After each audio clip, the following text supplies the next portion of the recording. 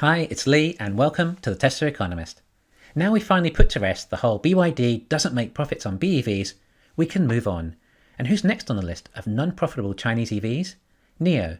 And a lot of you tell me that NIO does have the highest chance. So I thought we could go through what is going on with the company and take a look at their financials too.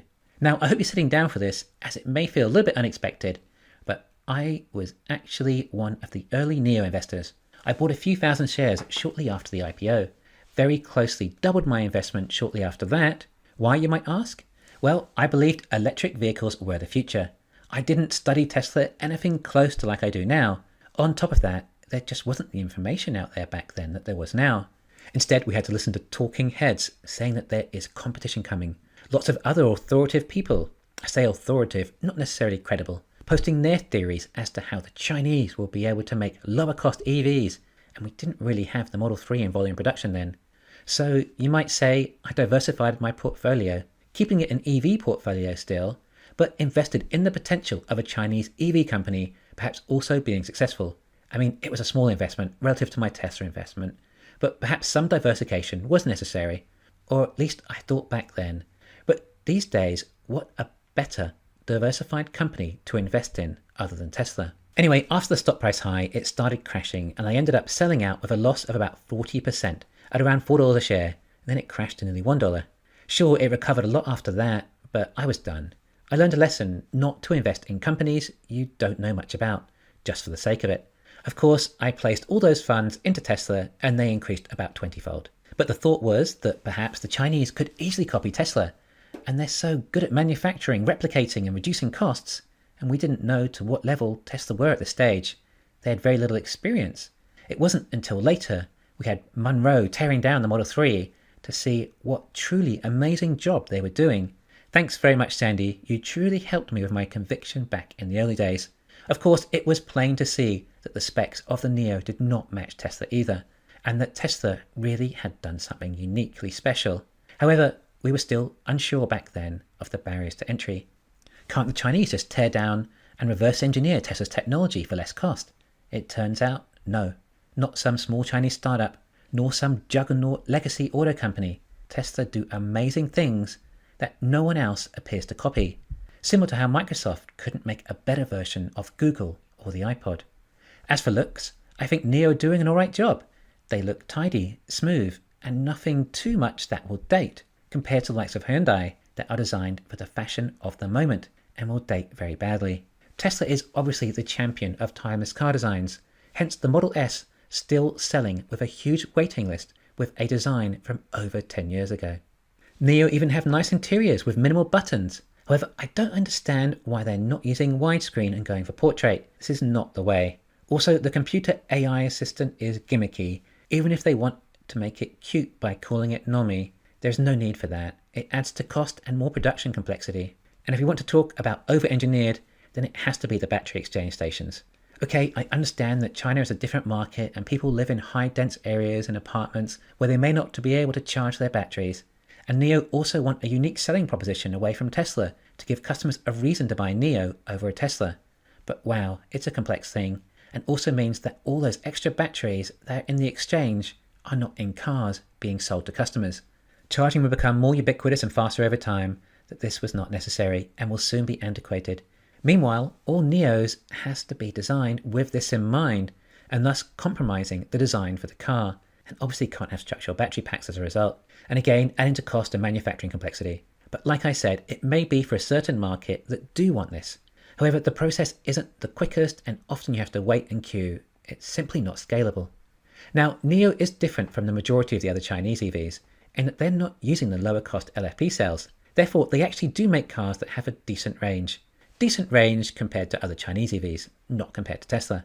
Well, actually though, NIO have found ways of getting more range from their vehicles by using 150 kilowatt-hour batteries. That's right, if they use batteries twice as big as Tesla, then they can actually achieve a competitive range to Tesla too. Of course, the added cost is another factor, and the fact it likely handles like a dog as a result, but it might look good on paper. As they can say, they get 1,000 kilometers range with their cars. Of course, that is NEDC, which is only 700 kilometers of range EPA, or 430 miles. which sure is about 70 miles further than the Model 3 long range, but still only gets the same 0 to 60 time, despite twice the battery size. 20% more range with twice, I repeat, twice the size of the battery. Yet they have bragging rights that they have longer range than Tesla.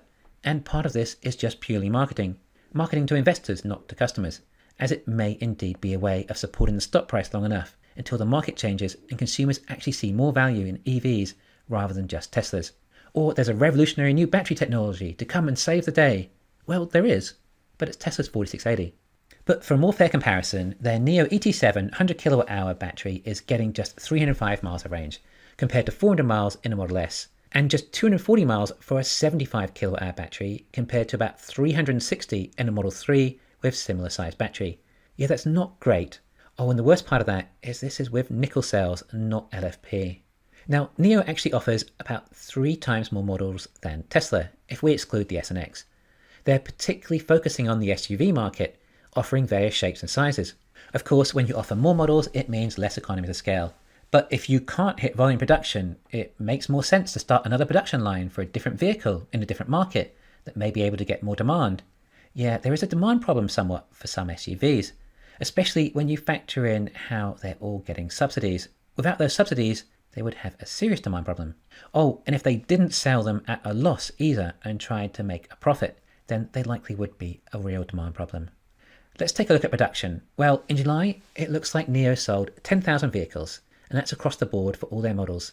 They haven't even hit halfway volume production, even if you added up all their models combined, let alone volume production for just one, or let alone 3 times volume production, like the Model Y in Shanghai.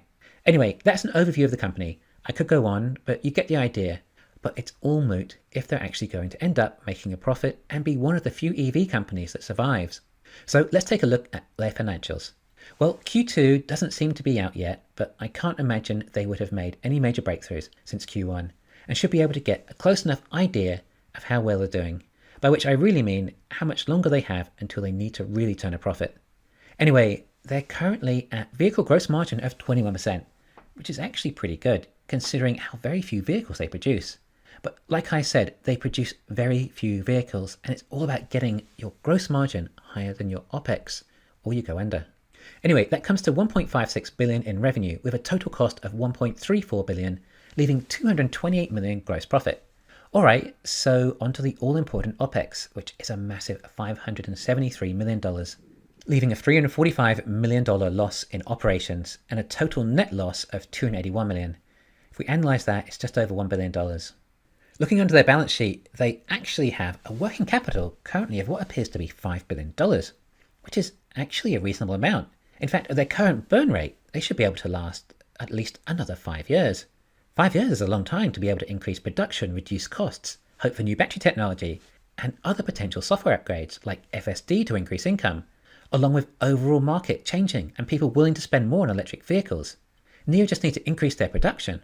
Of course, they're still being aided with subsidies too, which may not last forever. They also need to work on reducing their OPEX. But increasing production is their best shot, which will also add to margins. And with higher margins and quantity, they may be able to cover OPEX. I think they should drop their battery exchange business, likely redesign their cars without the removable pack. The battery exchange side of the business appears to even have a negative gross profit, unlike vehicle sales. Look, I'm not going to lie, and I do try and be objective and step outside of the Tesla fanboy mold. I think NIO actually have a chance of survival. I'm not sure how big they may get. They're still doing very small numbers, and I'm not sure what they have secured in the way of sales. Remember, it's nickel sales they need, not LFP, which is a lot more scarce, and they have very little vertical integration. I don't expect them to be particularly big. Obviously nothing like Tesla, but they could hit profitability and perhaps be sustainable in some niche, although they would still need a lot of profit to justify the current price tag of the stock, even if they got to 10 times the production level. Thanks for listening. Please hit the thumbs up and subscribe. You can follow me on Twitter and talk to me on Patreon.